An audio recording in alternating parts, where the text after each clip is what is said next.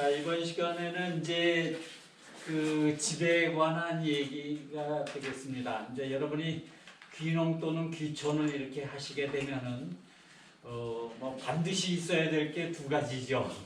하나는 뭐 터가 있어야죠. 뭐 농사를 짓건 뭐 텃밭을 하건 그 어떤 귀촌을 하게 되면 결국 땅이 있어야 되는 거고, 또 다른 하나는 집이 있어야 되죠. 거주할 집이 있어야 되는데, 오늘은 이제 그 집에 관한 이야기, 이제 농촌 주택을 이제 여러분들이 이제 마련하셔야 되고, 이제 마련하는 방법은 여러 가지가 있겠죠. 그리고 이제 또 살다 보면은 이제 뭐 집에 문제가 생기면은 시골 생활이라는 게 사실 망명이 돼야 되거든요. 사람 고치는 사람 부르려면 잘 오지도 않고, 온다 하더라도 비용이 많이 들고, 이제 그렇기 때문에 집을 잘 관리하고 보수할 수 있는 이제 그런 능력을 키우고 우리가 귀농 귀촌을 하는 게 좋은데, 이제 오늘 이제 그런 얘기를 이제 드리겠습니다. 자. 저 역시 이제 귀농을 한 사람인데요. 저는 뭐 꽤 오래전에 귀농했습니다. 37살에 귀농했으니까 꽤 오래됐죠. 여기 아마 여기 젊으신 분들도 계실 것 같은데, 저도 굉장히 젊은 나이에 이제 귀농을 했습니다. 근데 그 당시에 제가 귀농을 하게 된 계기가 있었는데, 뭐 사람마다 이제 다 그 뭔가 이렇게 비슷하겠습니다만은, 이렇게 쭉 이렇게 살아오다가 뭔가 이렇게 자기 삶을 한번 이렇게 돌이켜 보면서 이거 별로 행복하지 않아, 이렇게 느낄 때가 있잖아요, 그죠? 그런 느낌이 들면은 뭔가 이렇게 새로운 길을 한번 이렇게 모색을 이렇게 하게 됩니다. 저 역시 이제 그랬습니다.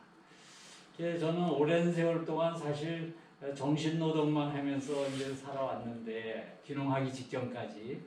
저는 이제 귀농하기 직전에는 이제 대학에서 이렇게 강의를 이렇게 했었는데, 이제 그러다가 그 어느 날 제가 이제 제 삶을 돌이켜 보면서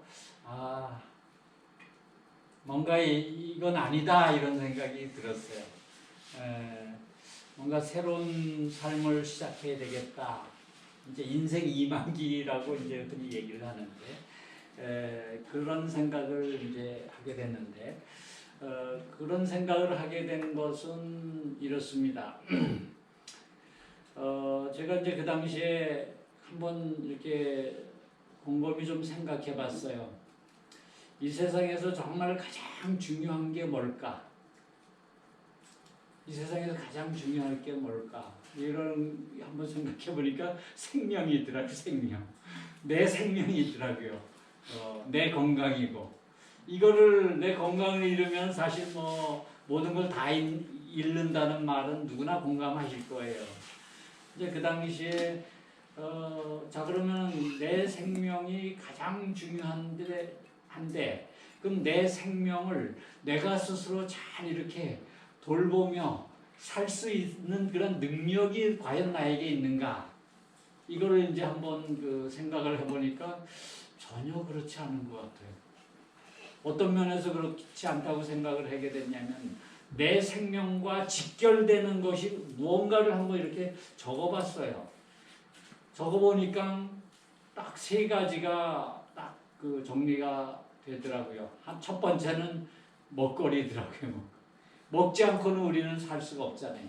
근데 무엇을 먹느냐가 중요하죠.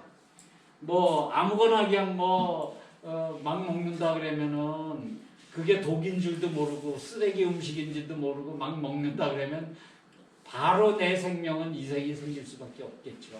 어쨌든 먹거리. 두 번째가 집이더라고요. 집.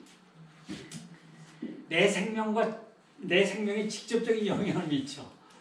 왜 그러냐면은 우리는 뭐 좀 이따 나오겠습니다만, 하루에 24시간 중에 정말로 엄청나게 많은 시간을 집이라는 공간에서 생활합니다.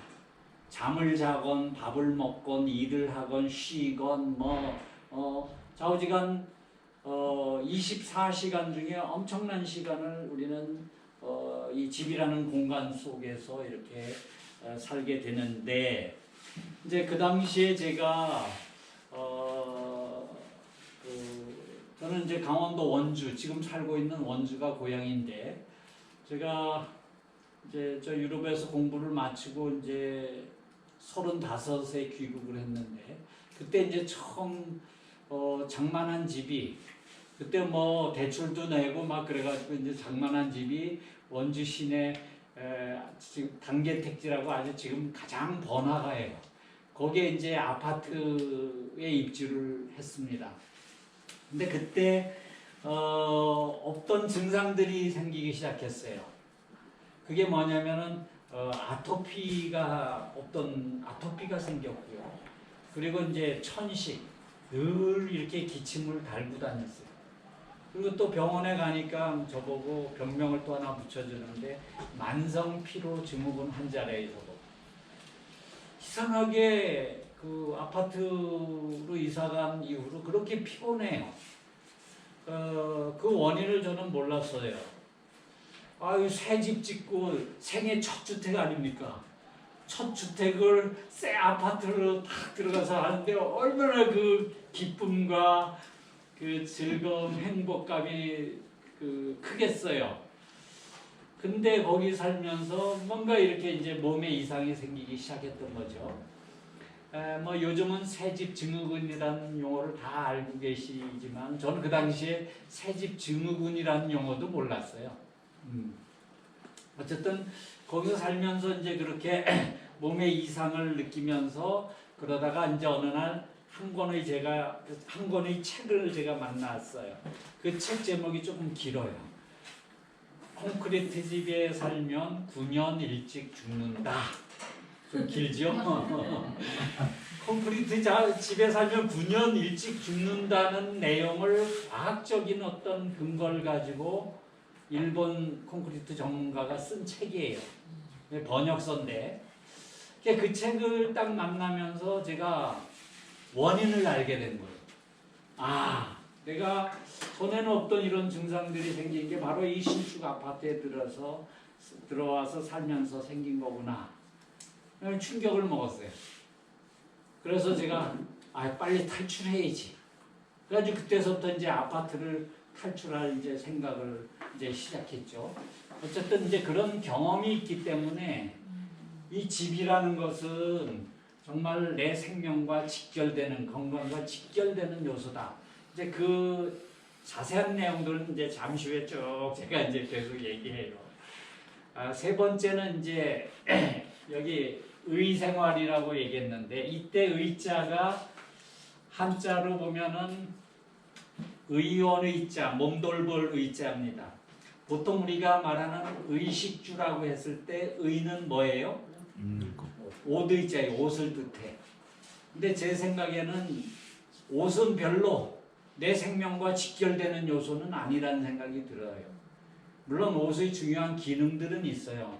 뭐 추위로부터 피부를 보호한다든지 아니면 멋을 내기 위해서 뭐 등등 여러 가지 기능들은 있지만은, 그렇다고 해서 내 생명과 직결되는 요소는 아니라는 거죠.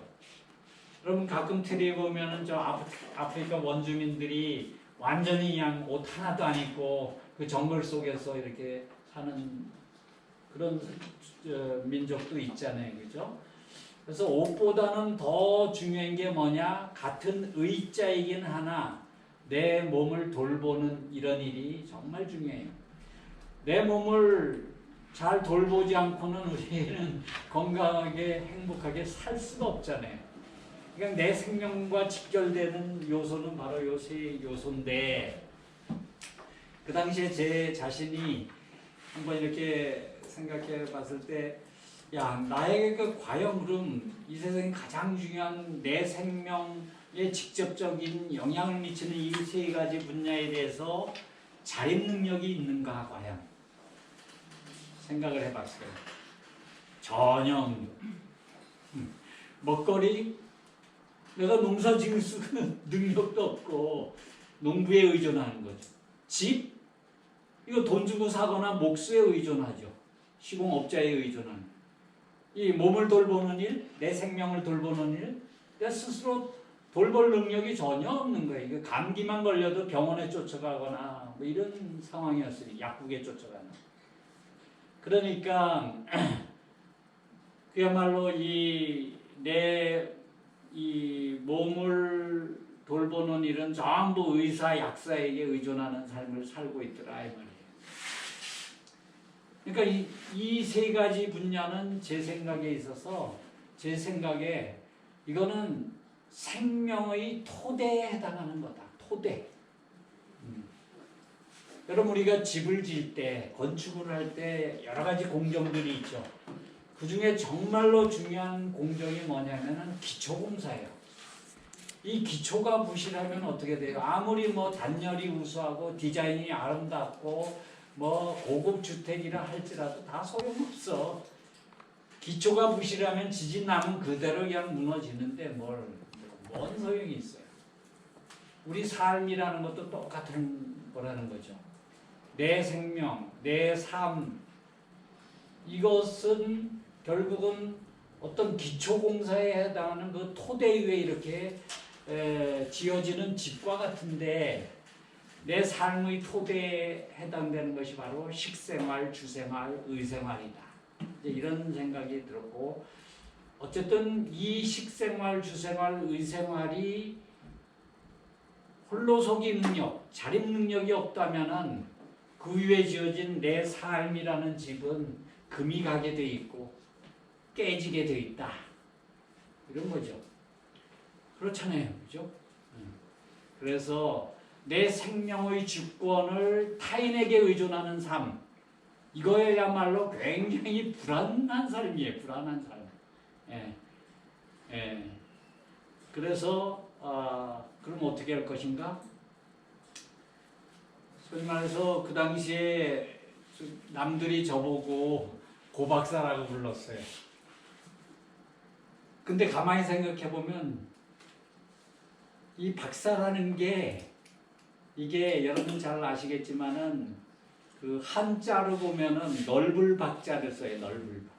삶의 여러 분야에 나름대로 지식과 지혜와 뭐 능력 어떤 그런 것이 있는 사람을 진정하면서 박사라고 할 텐데 저 같은 경우에는 제가 전공을 철학 전공했거든요. 저는 여러 가지 학문 중에서 철학이라는 학문, 철학 중에서도 이제 시대별로 뭐 고대 철학, 중세 철학, 근세 철학, 현대 철학이 있는데 저는 현대 철학을 전공했고 현대의 수많은 철학자들 중에 저는 이제 칼 포퍼라는 이제 그 오스트리아 출신 철학자를 연구해서 제가 철학 박사 학위를 받은 거거든요. 그러니까 칼 포퍼라는 철학자에 대해서 남들보다 좀 더 내가 알 뿐이지 진정한 의미에서 삶의 박사는 아닌 거죠. 박사라기보다는 오히려 더 정직하게 말하면 협사예요. 협사. 좁은 협자. 내 전공 아주 좁은 그 분야에 대해서만 조금 더 알 뿐이에요. 이제 그때 깨달은 게 이 종이 한 장이 입증하는 박사는 진정한 의미에서 박사가 아니구나. 너무 분명하잖아요. 우리나라에 박사님들이 많이 계시는데 제가 보기엔 다 협사들이에요. 진정한 의미에서 박사 제가 별로 보지를 못해요. 자, 그러면은 어떻게 할 것인가? 내 생명과 직결되는 저 세 가지 분야에 대해서 홀로서기 능력을 키우려면은 대학에서 이렇게 학생들 강의하고 이렇게 해가지고는 할 수가 없죠. 농사 직접 지어봐야 되고 집 직접 지어봐야 되고 의학 공부, 내 몸을 돌보는 공부를 다시 하지 않으면 안 되는데 그래서 그러면은 이 자연 속에 들어가서 스스로 이 세 가지 분야에 대해서 자립적인 삶을 사는 길밖에 없다. 그럼 그 길이 무엇인가?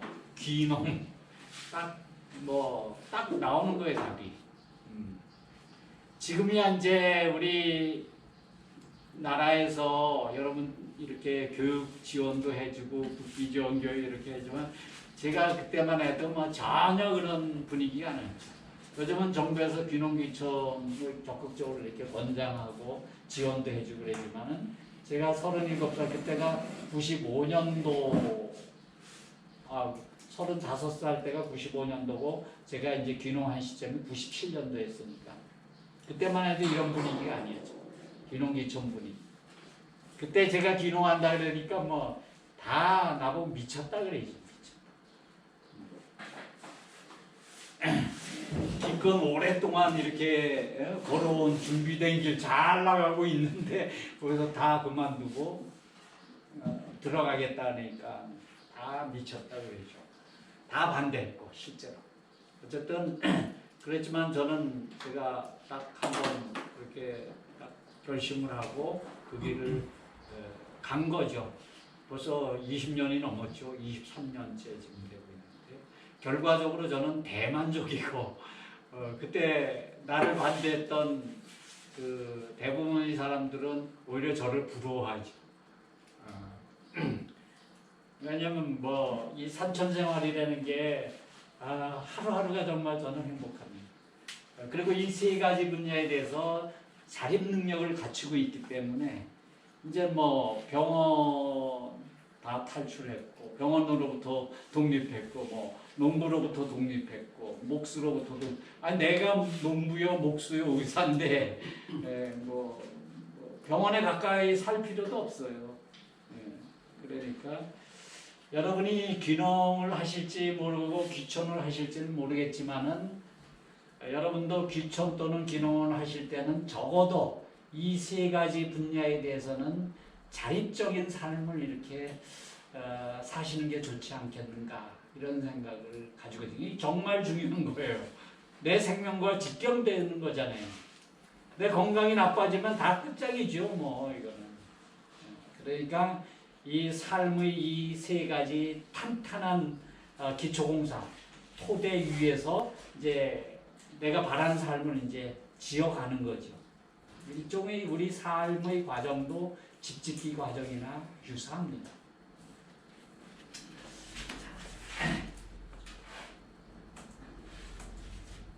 자, 집이란 무엇인가? 보통 이제 집 해면은 한번 여러분 어떤 생각이 들어요? 집? 집. 집. 예? 한번 얘기해 보시죠. 생각나는 대로 막. 편안한 것. 예, 또 다른 분? 자는 곳이요. 예? 자는 곳이요. 자는 곳. 예, 좋습니다. 예? 쉬는 곳. 야, 여기 계신 분들은 그래도 집을 어떤 삶의 보금자리로 이렇게 생각하고 계시네요. 근데 현대인들은 그렇게 생각하는 사람은 드물어요, 아주. 집 하면 요거 돈벌이 수단, 요거 투자 대상, 투기. 그래가지고 집 구할 때 역세권인가 아닌가, 요게 가격이 오를 것이나 요걸 먼저 생각하지 이게 편안한가 잠자리가 참 좋은 집인가 이런 거는 다 저 바깥에 저 뒤로 이렇게 밀려나요. 네. 근데 집이라는 건 집의 본질을 사람들이 망각하고 방금 전에 얘기한 이제 집을 돈으로 보고 투자 대상으로 이렇게 사람들이 이제 집을 사고 팔고 이렇게 하는데 가장 중요한 거는 보금자리죠. 내 가족의 삶의 어떤 편안한 둥지. 그렇지 않고 강남 아파트가 수십억 가더라도 사방에서 좋지 않은 에너지가 이렇게 뿜어대는 공간에서 이제 살게 되면은 결국은 어느 시점 가서는 뻥뻥 터지게 돼 있다 이 말이죠. 어쨌든 자, 그러면 이 하루에 우리가 평균 몇 시간이나 집에서 이렇게 거하게 되는가? 사람마다 다르겠지만 한번 주판을 챙겨보세요. 몇 시간 정도 평균 거할까요? 24시간. 10시간? 네? 10시. 10시간, 15시간, 12시간. 사람마다 다른데 제가 생각하기에는 하루 24시간 중에 20시간 이상 집에서 거합니다. 지금 여러분이 10시간, 12시간 이렇게 얘기는 내 집에서 거하는 시간만 계산했을 거예요. 근데 여러분이 출근해서 사무실 갔다, 사무실도 집이죠. 그렇죠? 여러분이 뭐 식당에 갔다 밥을 먹는다, 거기도 공간, 집이라는 공간. 이렇게 따지면 오고 가고 출퇴 시간 빼고 지하철 타는 시간, 버스 타는 시간, 자동차 타는 시간 빼고는 거의 집이라는 생활, 이 공간 속에서 생활해. 물론 이제 그렇지 않은 농부들은 바깥에서 더 많은 시간을 보내지만은 대체로 도시에 사는 사람들은 그렇습니다. 그러니까 24시간 중에 20시간 이상 집이라는 공간에서 잠자고 일하고 쉬고 뭐 먹고 생활하고 이런다는 것은 엄청난 프로테이지죠. 그건 뭐를 의미하느냐? 그 집이라는 공간이 어떤 공간이냐에 따라서 그 집에서 나오는 에너지에 20시간 이상 영향을 받는다는 거죠. 이 세포들이. 그리고 결국 우리는 숨을 쉬기 때문에 지금 이 공간에 지금 수많은 건축 자재로 지금 이렇게 뒤덮여 있잖아요. 바닥에서도 지금 뭔가 에너지가 나오고 벽에서도 에너지가 나오고 천장 이런 소재에서도 여기도 눈으로 내가 대충 전부 화학 자재로 뒤덮여 있어. 벽체, 천장, 바닥은 콘크리트로 돼 있고 그 좋지 않은 에너지들이 뿜어대는데 여러분 가장 중요한 게 공기인데 저 창문을 열지 않고 대부분 대도시에서의 가정집이나 사무실이나 다 마찬가지잖아요. 여름 되면은 에어컨 틀기 때문에 문 못 열죠. 겨울에는 난방 때문에 문 못 열죠. 또 미세먼지 때문이라도 문 못 열고 산다 이 말이에요. 그러면 어떻게 되느냐 이 말이에요. 신선한 공기는 들어오지 못하고 산소, 음이온 섭취 못하고 이산화탄소만 계속 뿜어대는 그 농도가 점점 이런 데서 우리가 산다고 했을 때 과연 건강하게 살 수 있겠느냐. 하루 24시간 중에 20시간 이상을 그런 공간에서 사는데 이거는 뭐 답이 뻔한 거예요. 몸이 안 망가지면 질병에 걸리지 않으면 그거는 기적 중의 기적이에요. 이거 안 볼까요? 자, 여기 보시면은 이 집은 누구 집이에요, 이 집? 닭집. 네, 닭집이에요. 닭이 사는 곳이요. 여러분 2년 전에 엄청난 그 사건이 있었어요. 2년 전인가 3년 전에 지금 코로나가 지금 아주 그냥 매 수개월 동안 지금 이렇게 난리법석을 치는데 2년 전인가 3년 전에는 이 사건으로 인해서 한 달 내내 매일 저녁에 TV에 이렇게 그냥 계속 보도된 사건이 있었어요. 기억나세요? 닭과 관련된 사건. 주류독감? 살충제. 그렇죠. 살충제 계란 사건. 기억나요? 그때 계란 못 먹었잖아요. 그렇죠. 우리 전 국민이 그야말로 이 단백질 공급원으로 계란을 굉장히 중요하고 거의 매일 먹는 음식인데 살충제가 있었기 때문에 완전히 그때 계란을 못 먹고 이렇게 살았죠. 그럼 살충제 계란 사건이 왜 생겼느냐? 그 원인을 제가 이렇게 한번 추적해 보니까 아하 이거는 닭이 살고 있는 집에 문제가 있기 때문에 생긴 질병이 그 사건이다 이렇게 저는 진단을 냅니다. 여러분 요 닭장은요 공간이 얼마나냐면은 A4 용지 있죠 여러분 그 앞에 A4 용지 딱 그 크기예요. 닭 한 마리가 A4 용지 바닥 그 크기에 벽체도 그 크기고 천장도 그 크기야. 거기 닭 한 마리가 딱 들어가가지고 전부 쇠창살이죠. 알 낳는 기계로 전락이 돼가지고 살고 있는 거예요. 자, 여러분 한번 생각을 해보세요. 여러분에게 약 한 평 공간에, 우리가 닭보다는 좀 사이즈가 크니까 한 평 공간에 거기에 딱 집어넣고 삼시세끼 밥 주면서 바깥에 못 나오게 하고 거기 살라 그러면 여러분 살겠느냐 이 말이에요. 한번 바꿔 생각해 보세요. 그럼 여러분은 돌아버릴 거예요 아마.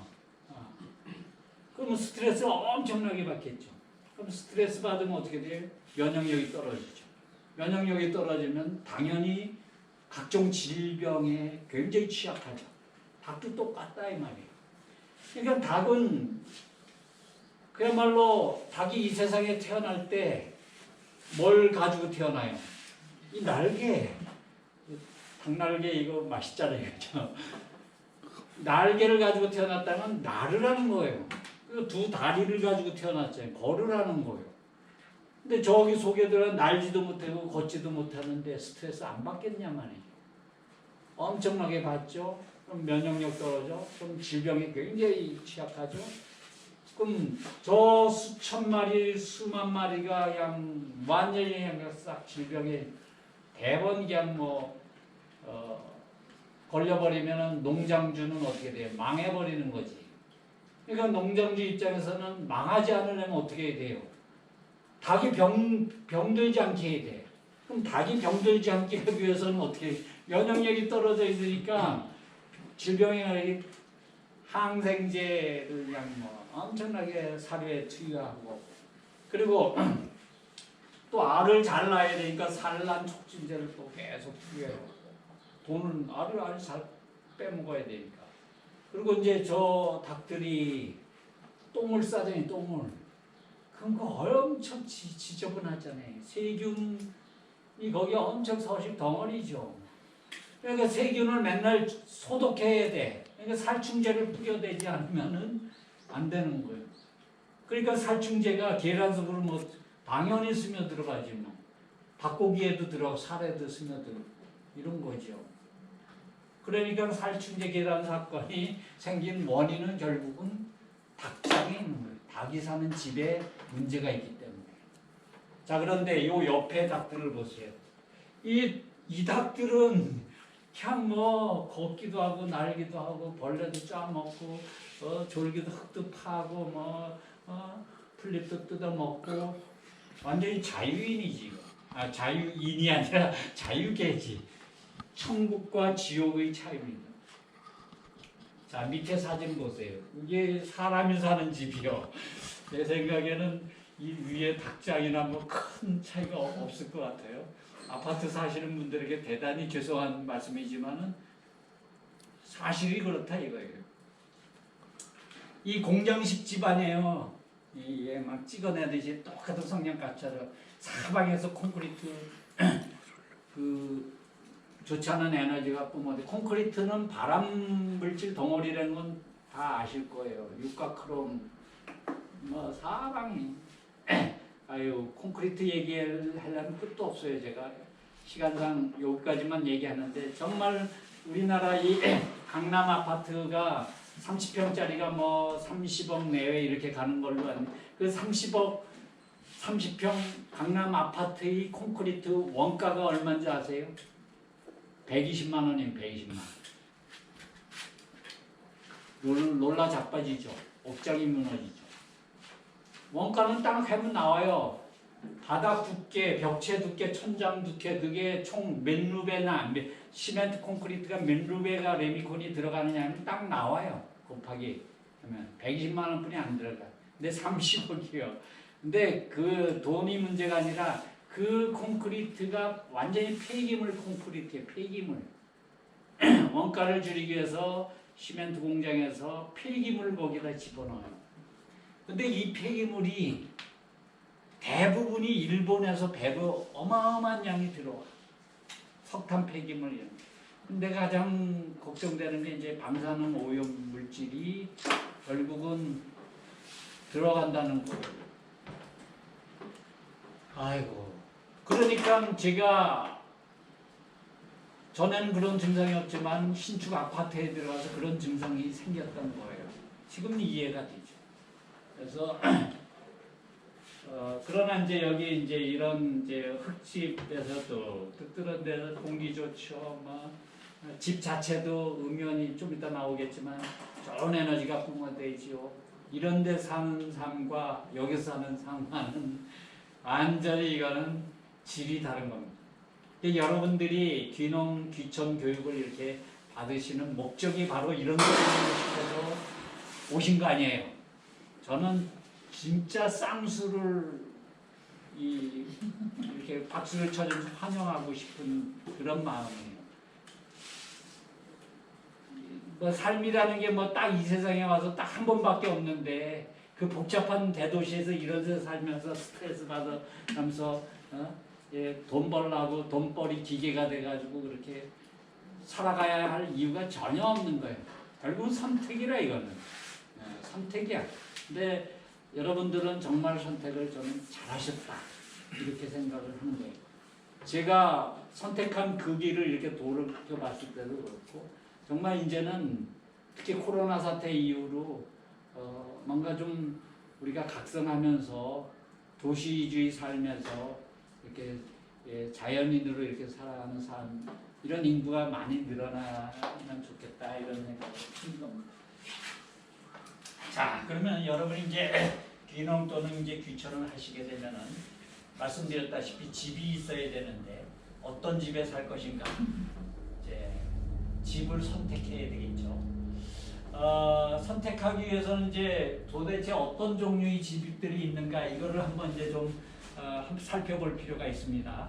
여러분에게 소개하는 집의 종류는 8가지를 소개해 드리는데 이 8가지 집들의 장점과 단점들을 제가 비교해 드립니다. 그래서 잘 들으시고 난 이런 집에 짓고 살아야 되겠다 뭐 이런 정리가 되도록 그렇게 지금 이거는 이제 많이 보는 그런 집이죠. 미국식 목조주택, 서양식 목조주택, 경량 목구조라 그러는데 여기 그 골조를 구조재라는 나무로 이렇게 짜가지고 이 뼈대를 집의 결격을 만듭니다.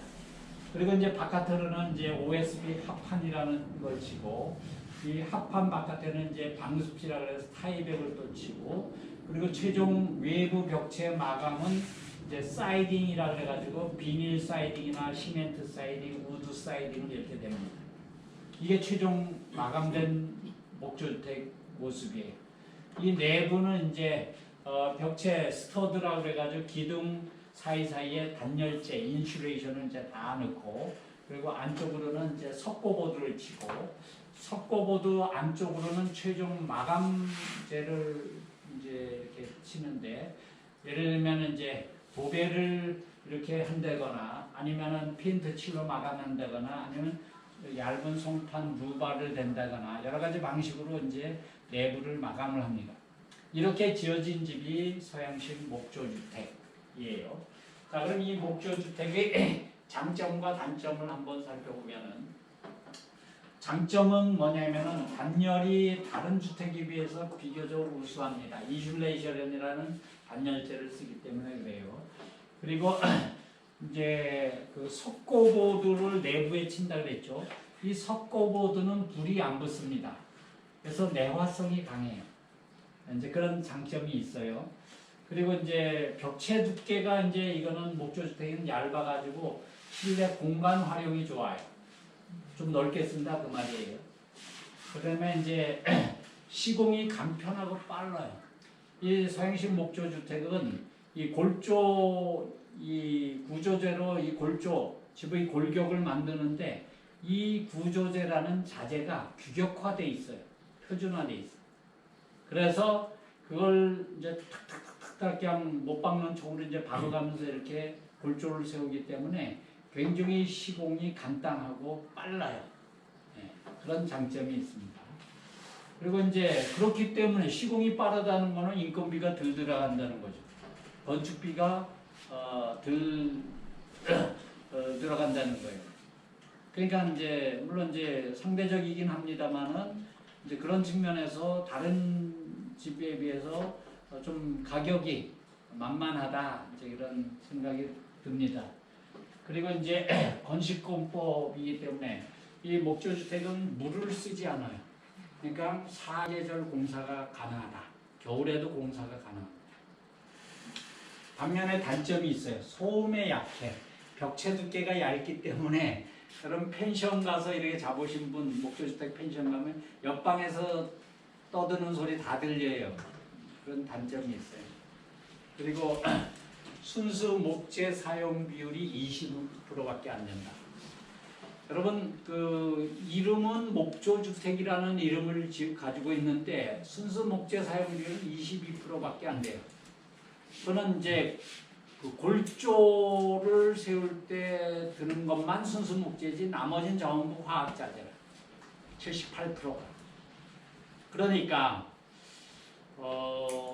콘크리트 집보다는 건강에 좋은 집일지 몰라도 78%에 해당하는 자재가 화학자재를 쓰기 때문에 건강에 좋은 집이라고는 볼 수가 없어요.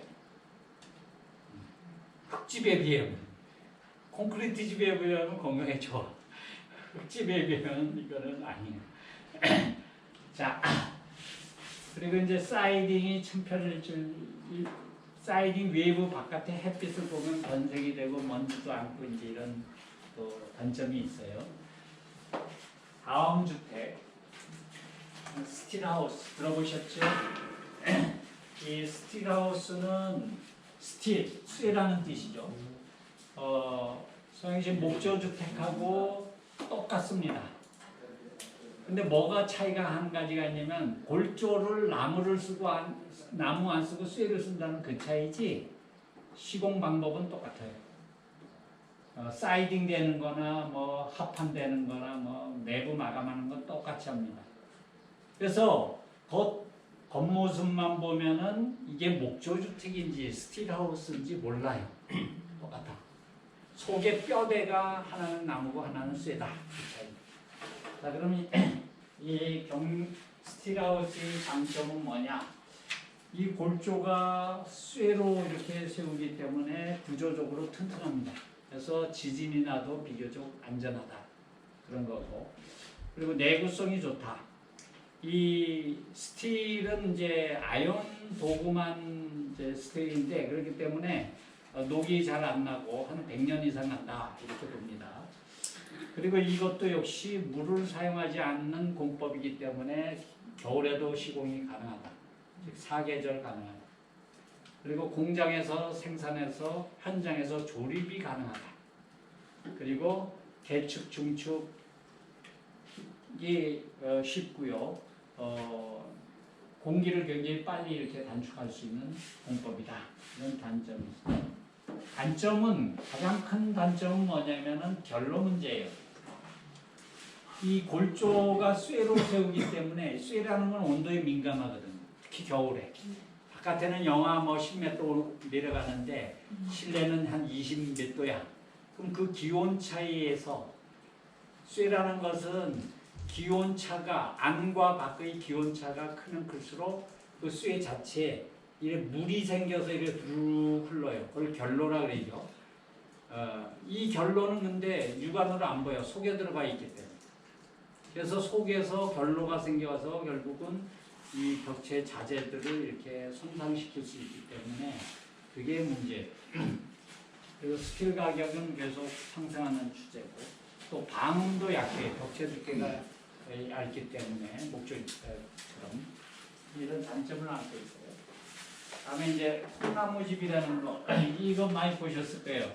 이제 통나무집은 크게 두 가지 종류가 있는데 하나는 풀로치 통나무집, 하나는 포스트 앤 빔 통나무집이 있는데 좌측 상단에 보는 통나무집이 바로 풀로치 방식인데요. 우람한 통나무를 가로로 이렇게 쭉 쌓아 올라가는 거예요. 물론 이제 암수를 따가지고 이렇게 붙이죠. 이런 이제 깨풀로치고 포스트 앤 빔은 이제 기둥, 포스트를 세워요. 그리고 이제 보 이렇게 이제 보를 이제 기둥과 기둥 사이에 가로목을 이렇게 돌이, 보 이런 걸 내 가지고 골조를 세우는 방식이에요. 완성된 모습도 다르죠. 아래 보면은 이거는 풀로치 방식의 통나무집이고 이건 포스트 엠빈 방식의 통나무집이에요. 어쨌든 원목 통나무를 써서 집을 짓는다. 자, 이 통나무의 집의 장점과 단점을 보면요. 우선 자연 친화적이죠. 그렇죠. 나무를 주로 이제 사용하기 때문에 그것도 실내 들어가면 나무 향이 아주 좋습니다. 그리고 이제 숨을 쉬는 집이고 습도 조절 능력이 또 뛰어나고 화재에도 강하다. 통나무는 나무인데 그냥 불에 어떻게 강하다는 거 이런 의미예요. 통나무는 원목을 쓰기 때문에 원목이 웬만한 불에 이렇게 바로 훅 붙지 않죠. 그런 의미에서 화재에 강한 거지. 한번 불났다면 뭐 엄청난 화력으로 타겠죠. 근데 처음 초기 불이 인화되는 그게 잘 안 된다는 거죠. 원목은 이런 걸 쓰기 때문에. 단점은 뭐냐?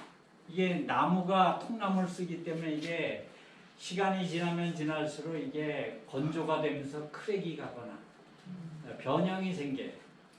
그런 단점이 있고 또 개미가 서식하면 또 갉아먹히겠죠. 그리고 관리 어려움이 있어요. 이런 통나무들 그 외 벽체 부분이 햇빛을 받거든요. 그럼 처음에는 이제 그 통나무 표면에 오일스텐이라는 칠을 해줘요.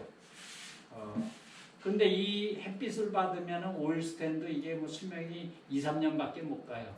그럼 2, 3년 만에 다시 오일스텐을 다 칠해줘야 돼. 그 비용이 엄청 들어요. 그리고 콩나무 사이사이 이렇게 볼록볼록 이렇게 쏙 들어간데 이런데 먼지가 많이 쌓이죠. 그래서 통나무집을 이렇게 가다 보면 처음 지은 통나무집은 멋있어. 색깔이. 오일스텐 쫙 발라놓으면 아주 멋있네. 근데 1년, 2년, 5년, 몇 년만 지나면 검은틱하게 다 변색이 돼요.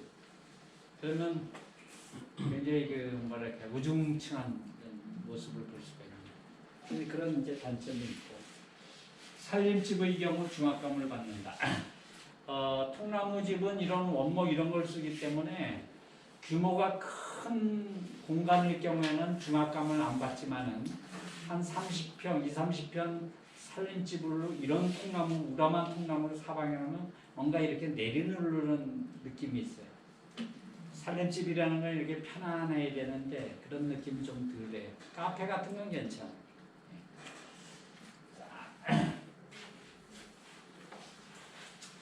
이제 다음에 이제 많이 보신 집이죠. 조립식 주택. 조립식 주택은 이제 두 가지 종류가 이제 조립식 우레탄 패널을 쓰거나 스티로폼 패널을 쓰거나 기본적으로 뼈대는 C형광이 가는 이제 이렇게 C형광으로 이렇게 골조를 세운 다음에 이 우레탄 패널이나 스티로폼 패널로 이렇게 붙이죠. 조립해서 이렇게 지는데 이건 금방 지어요. 아마 8가지 소개하는 집 중에 가장 가격이 싼 집이라고 보시면 돼요. 장점은 뭐냐? 건축비가 저렴하다. 그러니까 다 아시는 거. 왜냐면 공기가 엄청 빠르지. 금방 후닥닥 튀어버려요. 단점은 뭐냐? 화재가 났을 때 이건 인명 피해가 가장 큰 집이죠. 유독 가스가 막 나오잖아요. 스티로폼, 우레탄에 타면서. 그리고 이제 미관 시각적으로 별로 아름다운 집은 아니에요, 그죠? 그리고 단열도 취약하고 숨을 못 쉬는 집이다. 철판으로 되어 있기 때문에 그런 이제 단점들이 있고 빨간 벽돌집도 많이 보시죠. 이 빨간 벽돌집의 장점과 단점을 한번 보면은 장점은 중후하고 아름답다. 워낙 이 빨간 컬러가 다양하게 나와서 그리고 바람이나 습기에 강하죠. 그리고 내구성도 좋죠. 그리고 화재에 강하죠. 이런 장점이 있는 반면에 가장 큰 빨간 벽돌집의 단점은 뭐냐면 지진에 아주 약합니다. 여러분 지진이라는 것은 이제 결국은 이제 이 땅이 흔들리게 되면은 어떻게 되느냐?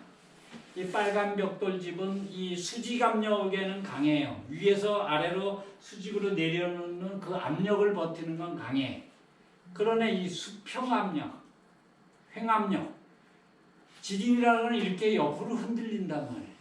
이럴 때 빨간 벽돌 조적집은 그대로 무너지는 거예요. 골조를 안 세우고 이건 벽돌로만 조적해서 집을 짓는 거기 때문에 뼈대 골격이었기 때문에 지진하면 이거는 막 가차없이 무너질. 3년 전인가요?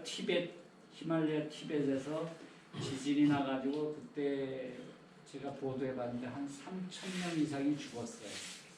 왜 그렇게 많은 사상자가 났냐면 거기 집들이 다 벽돌 조적집이에요. 이건 흙벽돌이건 빨간 벽돌이건 시멘 벽돌이건 좌우지간 골조 없이 벽돌로만 조적한 집은 다 하나같이 지진에 취약해요. 단열에 약하고 습도 조절이 됩니다. 노출 콘크리트 주택. 이런 집들도 요즘 많이 보죠. 이거는 그냥 거푸집을 대고 레미콘을 붓고, 물론 그 철근을 다 엮은 다음에 거푸집 대고 레미콘 붓고 거푸집 딱 철거한 채로 그냥 끝이야. 외부 마감을 뭐 대리석을 붙이거나 뭐 이러지 않고 그냥 콘크리트를 노출시킨 이런 집이죠. 이 집의 장점은 다양한 구조 표현이 가능하다. 왜? 이거는 거푸집을 대서 레미콘을 붓는 거기 때문에 어떤 모양이라도 다 이렇게 그 표현이 가능하다. 중량감이 있죠. 철근 콘크리트 집이기 때문에 구조적으로 튼튼하죠. 역시 철근 콘크리트. 시공이 쉽고 시공 공간이 짧다. 그리고 화재에도 강하다. 이런 장점이 있어요. 반면에 건강에 좋은 집은 아니다. 발암물질 덩어리를 가지고 있고 그 안 좋은 콘크리트 에너지가 뿜어대기 때문에 수명이 길지 않다. 길어야 30년에서 50년. 여러분 그렇게 뭐 수십억 가는 아파트들도 30년에서 50년이면 다 그냥 재건축 대상이거나 그냥 그건 없어지는 집이에요. 30년 우리가 살아보지만 금방 가잖아요, 그죠? 단열이 약하다. 7번째, 우리 전통 한옥입니다.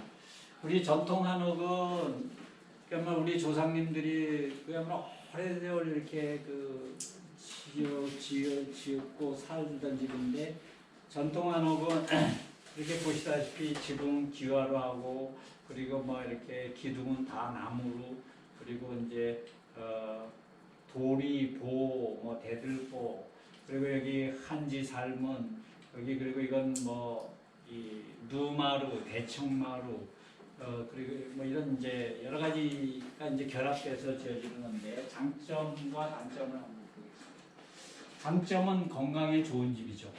왜냐하면 주로 자연 소재, 나무, 흙, 돌을 쓰기 때문에 자연 친화적인 집이죠. 통풍이 잘 되고 쾌적하죠. 여름에는 시원한 마루가 있죠. 겨울에는 뜨끈뜨끈한 온돌 부들방이 있죠. 그리고 구조적으로 아주 튼튼하죠, 이거. 그리고 수명이 오래 갑니다. 우리 전통 한옥은 뭐 영주 구속사 가니까 1000년 됐더라고요. 무량수전이. 자, 단점은 시공법이 난해하고 공사기간이 길다. 전통 한옥은 굉장히 아무나 지을 수 있는 집이 아니에요, 이거는. 그리고 시공이 기간이 길어요. 그래서 전통 한옥을 제대로 지으려면 평당 1000만 원 이상 줘야 돼요. 건축비가 비싸죠. 그리고 단열과 방음이 취약하죠. 뭐 창호지 살문이 다한데 뭐. 그러니까 추워 우리 한옥은. 그러니까 겨울철에 난방비가 엄청 들어요. 전통 한옥은 겨울집으로는 적당하지 않아요. 여름집이지. 생활하기 뭐 건축비가 비싸가 2번 나왔네. 워낙 비쌌으면 2번 샀네. 생활하기 불편하죠. 그리고 주기적인 보수가 필요하죠. 뭐 벽체가 막 이렇게 손상된다든지 흙이 풀어진다든지 뭐 마루, 뭐 구들, 지붕 이런 보수가 필요한 집이다. 이런 단점입니다. 마지막으로 흙집에 대해서 소개하고 좀 쉬었다가 하겠습니다. 이 흙집은 이제 여러 가지 종류가 있는데 그 중에서 이제 황토벽돌집. 이 황토벽돌은 집은 황토벽돌을 이렇게 조적 쌓아서 이렇게 집을 만들 수도 있고, 아니면은 기둥을 세워놓고 황토벽돌을 쌓아서 만들 수도 있고, 두 가지. 여러분의 권하는 거는 반드시 기둥을 세워라. 우리나라도 지진 안전지대가 아니기 때문에 그렇습니다. 신벽집이라는 것은 기둥과 돌이 우리 조상님들이 가장 또 많이 만들어 쓰던 벽지. 기둥과 돌이 이런 사이사이에 대나무나 쌀이나무로 이렇게 얼기설기하고 칡용풀도 이렇게 하고 황토에 지푸라기를 써서 섞어가지고 주먹밥을 만들어가지고 안팎으로 이렇게 벽을 쳐서 흑벽체를 만드는 이게 신벽이에요. 이 신벽집이에요.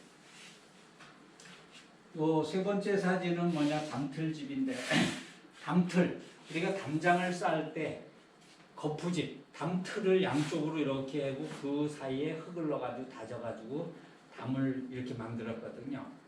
그렇듯이 집의 벽체를 이렇게 담틀, 거푸집을 여기 양쪽으로 돼가지고 거기에 흙을 넣고 생석회도 좀 섞고 물도 좀 뿌려가면서 이렇게 다져가지고 벽체를 이렇게 만드는 집, 담틀집. 이걸 다른 말로 흙다짐집이라고 얘기해요. 전 세계의 흙건축 역사상에 가장 많이 지은 집이 두 가지가 있는데 황토벽돌 조족집하고 흙다짐집이에요. 근데 지금은 흙다짐벽, 담틀집은 다 사라졌어. 안 지어져. 많은 단점이 있기 때문에. 가장 많이 짓는 게 첫 번째 이거예요. 이거는 단점을 발견할 수가 없어. 장점만 많아.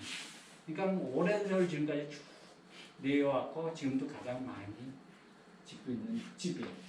요 집은 뭐냐면 압축벽단을 이제 쌓아서 벽체 부분을 1차적으로 세워요. 스트로베일 집이라고 그랬는데 뭐 영어로 그렇죠. 그다음에 압축벽단을 이게 한 60cm짜리 벽단을 쫙 쌓은 다음에 황토 반죽한 걸 안팎으로 이렇게 다 볏짚 사이사이를 손으로 다 맺고 그래가지고 이제 미장을 하죠. 손미장을 해요. 칼미장이 아니라 황토를 이렇게 해가지고 손으로 이렇게 미장. 그런 식이에요. 이거는 흙푸대집. 푸대에 흙을 담아가지고 이렇게 한 단 쫙 쌓고 공이로 다지고 또 놔고 다지고 해가지고 이렇게 벽체를 형성해서 만드는 집이 흙푸대집. 그리고 이 집도 많이 보셨을 텐데 이제 통나무 벽체 사이사이에 통나무를 끼워가지고 이렇게 벽체를 만드는 목심집. 이제 이런 집들이 있는데 공통적으로 집의 장점과 단점을 살펴보면 우선 자연 소재를 썼기 때문에 건강에 좋은 집이다 이렇게 보시고 또 수명이 다하면 흙으로 돌아가는 자연 친화적인 생태 건축이다 이렇게 보고 숨을 쉬는 집이고 습도 조절이 아주 뛰어나고요 공기 정화 기능이 있고 흙집이기 때문에 그리고 수명이 오래간다. 흙집은 물기, 습기만 이렇게 차단하면 수명이 정말 오래 가죠. 수백 년 이상 갑니다. 여름에는 시원하고 겨울에는 따뜻하다. 근데 잘 지었을 때 그런 거예요. 흙집 잘못 지으면 추워. 난방비 많이 들고. 잘 지으면은 그렇다는 얘기. 단점, 단열이 취약하다. 방금 얘기했듯이 추운 집이 될 수 있어요. 그리고 건축비가 비싸다? 이제 흙집 짓는데 왜 뭐 그래 비싸? 이런 생각이 들 수도 있어요. 구조적으로 취약하다. 흙집 이거 지진 나면 폭삭 무너지는 집이 아닐까? 보수 관리가 필요하다. 이제 이런 단점들이 생길 수 있는데 이거는 잘못 지으면 이런 단점들이 생길 수 있고 이 단점들을 보완해서 잘 지으면은 장점만 많은 집이 흙집이다. 제 경험상 그렇습니다. 그래서 이런 단점을 다 보완하고 장점을 계승해서 이렇게 정말 현대적으로 아주 건강에도 좋고 아주 시각적으로도 아름답고 생활하기도 편리한 그런 흙집을 지을 수 있습니다. 근데 그런 집을 가리키는 곳이 바로 제가 운영하는 흑집 학교예요. 자, 그럼 잠시 쉬었다가 다음 시간에